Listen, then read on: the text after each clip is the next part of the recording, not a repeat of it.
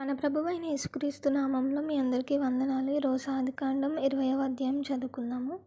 అక్కడ నుండి అబ్రహాము దక్షిణ దేశమునకు తరలిపోయి కాదేషుకును షూరుకును మధ్య ప్రదేశంలో నివసించి గెరారులో కొన్నాళ్ళు ఉండెను. అప్పుడు అబ్రహాము తన భార్య అయిన సారను గూర్చి, ఈమె నా చెల్లెలని చెప్పెను గనుక గెరారు రాజైన అబీమెలెకు సారాను పిలిపించి తన ఇంట చేర్చుకొనెను.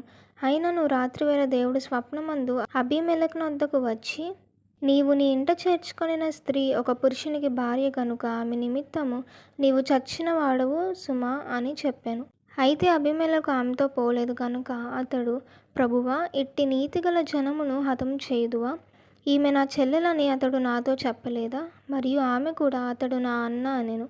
నేను చేతులతో ఏ దోషము చేయక యథార్థ హృదయంతో ఈ పని చేసితినెను. అందుకు దేవుడు, అవును, యథార్థ హృదయంతో దీన్ని చేసితివని నేను ఎరుగుదును. మరియు నీవు నాకు విరోధంగా పాపం చేయకుండా నేను నిన్ను అడ్డగించితిని. అందుకే నేను నిన్ను ఆమెను ముట్టనీయలేదు. కాబట్టి ఆ మనుష్యుని భార్యను తిరిగి అతనికి అప్పగించుము. అతడు ప్రవక్త, అతడు నీ కొరకు ప్రార్థన చేయును, నీవు బ్రతుకుదువు. నీవు ఆమెను అతని కప్పగించని ఎడల నీవును నీ వారందరూ నిశ్చయంగా చచ్చెదరని తెలుసుకొనుమని స్వప్నమందు అతనితో చెప్పాను. తెల్లవారినప్పుడు అబీమెలెకు లేచి తన సేవకులందరినీ పిలిపించి ఈ సంగతులన్నీ వారికి వినిపించినప్పుడు ఆ మనుష్యులు మిగుల భయపడిరి. అబీమెలెకు అబ్రహామును పిలిపించి, నీవు మాకు చేసిన పని ఏమిటి? నీవు నా మీదికిని నా రాజ్యం మీదికిని మహాపాతకం తెప్పించినట్లు నేను నీ ఎడల చేసిన పాపం ఏమిటి? చేయరాని కార్యములు నాకు చేసితువని అతనితో చెప్పాను. మరియు అబీమెలెకు, నీవేమి చూచి ఈ కార్యం చేసితువని అబ్రహామును అడుగగా, అబ్రహాము, ఈ స్థలమందు దేవుని భయం ఏమాత్రమును లేదు గనుక నా భార్య నిమిత్తము నన్ను చంపుదురనుకొని చేసితిని. అంతేకాక ఆమె నా చెల్లెలను మాట నిజమే. ఆమె నా తండ్రి కుమార్తె గాని నా తల్లి కుమార్తె కాదు. ఆమె నాకు భార్య అయినది.